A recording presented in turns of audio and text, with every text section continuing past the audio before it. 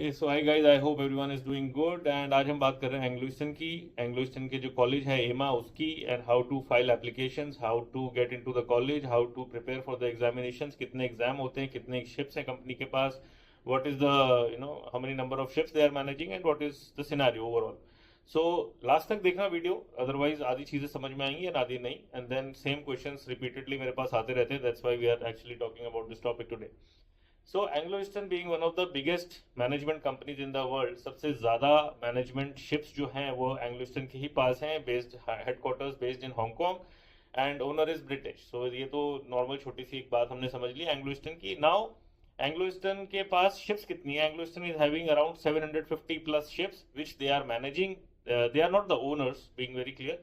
They have management ships in their management, owners कोई और है और उन लोगों से उन्होंने शिप्स ले रखे हैं मैनेजमेंट के लिए। Management fees they are charging. This is how the company is working generally. अभी एमा क्या है? AEMA is the college for training, जो एंग्लो ईस्टर्न ने अपने ही कैडेट्स के लिए, अपने ही लोगों के लिए बनाया है, जिन लोगों को वहां पे ट्रेनिंग देना चाह रहे हैं, एंड वहीं से ही वो उनको अपने हिसाब से ट्रेनिंग देने के बाद अपनी ऑर्गेनाइजेशन में काम दे देते हैं। अभी DNS, BTech marine engineering, GME, ETO, and now they also have modular courses. तो all these courses are there in EMA.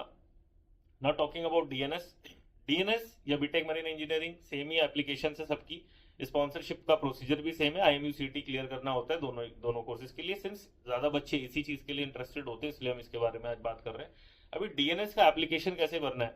www.ema.edu.in पे आप लोग जाओ, सिंपल। वहाँ पे आपका जो फर्स्ट होम पेज खुलेगा उसमें सबसे ऊपर आपको डीएनएस की ही विंडो मिलेगी। डीएनएस की विंडो के नीचे आपको जीएमई की विंडो मिलेगी, उसके नीचे आपको बाकी कोर्सेज की विंडो मिलेगी। इजीली आप लोग उस पर क्लिक करोगे और इजीली एप्लीकेशन आप लोग वहाँ से फिलअप कर सकते हो। उनके जो एप्लीकेशन चार्जेस होते हैं वो वेरी करते रहते हैं year by year and session bye session. अभी 2 सेशन होते हैं, दो बैचेस में लोग एडमिशन लेते हैं। एक तो होता है अगस्त में, एक होता है फरवरी में, ठीक है, जो स्टार्ट होते हैं बैचेस।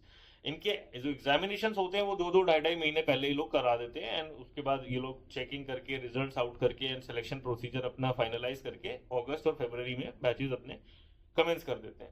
अभी जो अगस्त वाला जो बैच है उसमें रहती है अराउंड 120 सीट्स, और जो फरवरी वाला बैच है उसमें सीट्स रहती हैं ज़्यादा, 160 सीट्स। अभी फरवरी बैच वाले जो बच्चे हैं वो उन लोगों के लिए है, फरवरी वाला जो बैच है, जो कि IMUCT ऑलरेडी दे चुके हैं, एंड IMUCT क्लियर उनका हो चुका था, बट उनको स्पॉन्सरशिप नहीं मिली थी फॉर अगस्त बैच।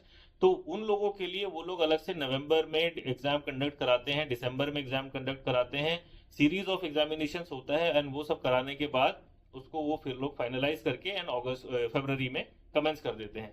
अभी जो अगस्त वाला जो बैच होता है वो उन बच्चों के लिए होता है जो फ्रेशली 12th क्लास पास करके आए हैं, IMUCT उन्होंने क्लियर करा है और उन्हें स्पॉन्सरशिप मिले, एंड जो अगस्त से कमेंस हो जाता है। 1 ईयर का बैच होता है डीएनएस, एवरीबडी नोस।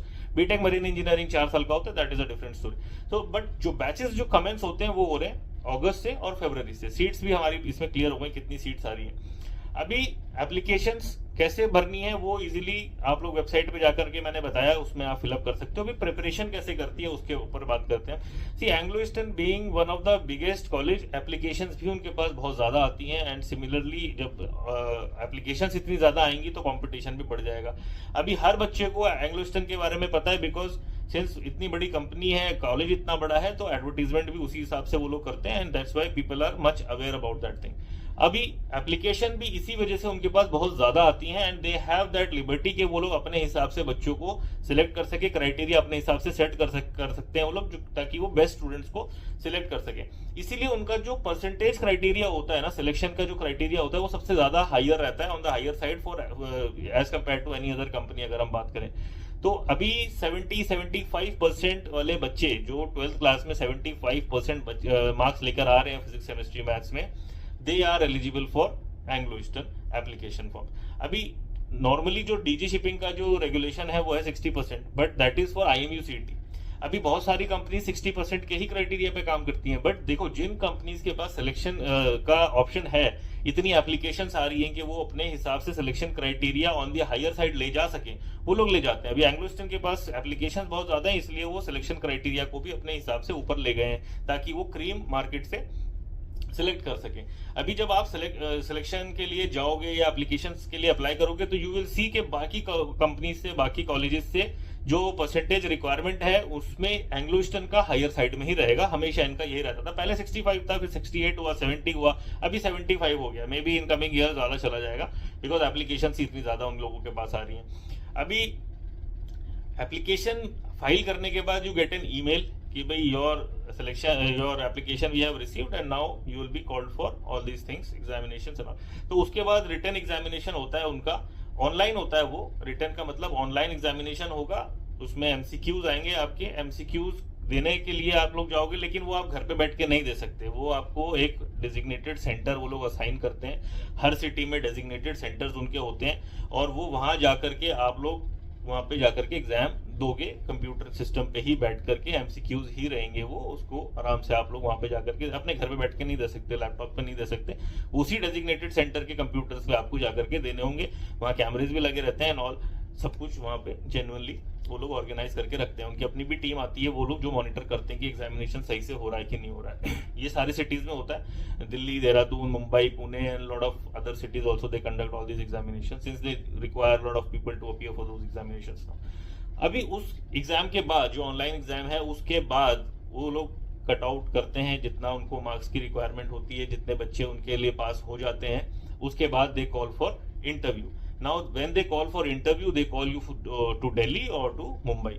तो पहले ये लोग देहरादून में भी आते थे एंड ऑल, काफी सारी सिटीज में भी जाते थे, but now they call you mainly in, primarily in Delhi and Mumbai. तो अभी दिल्ली में या मुंबई में जब आप जा रहे हो इंटरव्यू के लिए, तो उसके लिए भी you have certain guideline, certain regulations जो आपको फॉलो करना होता है। एंड उसके बाद आप जाओगे वहां पे, इंटरव्यू आपका होगा, एंड वहां पे इंटरव्यू में सर्टेन सेट ऑफ क्वेश्चंस अगर आप पढ़ के जा रहे हो तो इट इज बेटर। काफी सारे बच्चे जो हैं वो ब्लैंक हो जाते हैं वहां जाकर के, तो थोड़ा कोशिश करो कि पढ़ के जाओ, प्रिपरेशन करके जाओ। And there are lot of things to study, lot of things to know about before going for interview. तो वो सारी चीजें आप लोग करके जाओ। इंटरव्यू में जाने के बाद देन वो अगर इंटरव्यू आपका क्लियर हो जाता है, देन यू हैव मेडिकल्स। तो मेडिकल्स तो वैसे मैं रिकमेंड ये करूंगा कि आप एप्लीकेशन फाइल करने से पहले ही अपना मेडिकल करा लो, because when you are filing application for so many companies, तो मेडिकल तो सारी कंपनी कराएंगी। तो मेडिकल एग्जामिनेशन आप पहले ही करा के रख लो, सो दैट इन केस कोई प्रॉब्लम है तो वो आपको पहले पता चल जाएगा। In case you are underweight, in case you are overweight, और भी कोई अगर अलग से प्रॉब्लम है, कलर ब्लाइंडनेस है, आई साइट वीक है या कुछ भी है, तो if you have possibility to work on it, आपके पास टाइम मिल जाता है कि आप उसमें पहले से काम कर सको, तो इसलिए वो तो पहले से करा लो। बट कंपनी खुद से भी अपने डेजिग्नेटेड डॉक्टर के पास आपको भेजेगी और वहां पे आपका मेडिकल कराएगी। जब वो आपका मेडिकल क्लियर हो जाएगा, ये सारी चीजें आपकी जब क्लियर हो जाएंगी, उसके बाद then you will get the call letter और सिलेक्शन लेटर आपका आएगा। उसके बाद then you can go and join your batch in AEMA. तो ये तो हो गया एंग्लो ईस्टर्न का एक प्रॉपर लेआउट, एक स्ट्रक्चर्ड लेआउट हमने इसमें समझ लिया वीडियो में। अभी प्रिपरेशन कैसे करनी है वो भी एक अलग स्टोरी है। अभी सी एंग्लो ईस्टर्न का एग्जाम जो इतना डिफिकल्ट मोड पे आने लगा है अब, पहले से कंपैरिजन अगर हम करें तो इसके लिए प्रिपरेशन भी उतनी ही ज्यादा चाहिए। तो प्रिपरेशन रिटन की भी ऑन द हायर साइड ही चाहिए इसमें, बिकॉज एरर के जो है ना वो चांसेस इसमें बहुत ज्यादा गड़बड़ हो जाते हैं, क्योंकि नेगेटिव मार्किंग भी होती है। तो अगर आपकी प्रिपरेशन सही नहीं है तो सिलेक्शन के चांसेस बहुत कम हो जाएंगे, क्योंकि बहुत सारे बच्चे एप्लीकेशन अभी फिलअप कर रहे हैं। सिमिलरली इंटरव्यू के लिए भी जब आप जा रहे हो तो वहां पे you have lot of competition, lot of people are there जो कि अपनी अपनी तैयारी करके आते हैं। तो इसलिए आप भी तैयारी करें, बिना अगर पहुंच गए वहां पे तो then you will lose the game. Similarly medicals भी पहले से कराओ, so that you have everything in your hand. Time पे सारी चीजें हो जाएंगी, आपको पता चलेगा आप कहाँ स्टैंड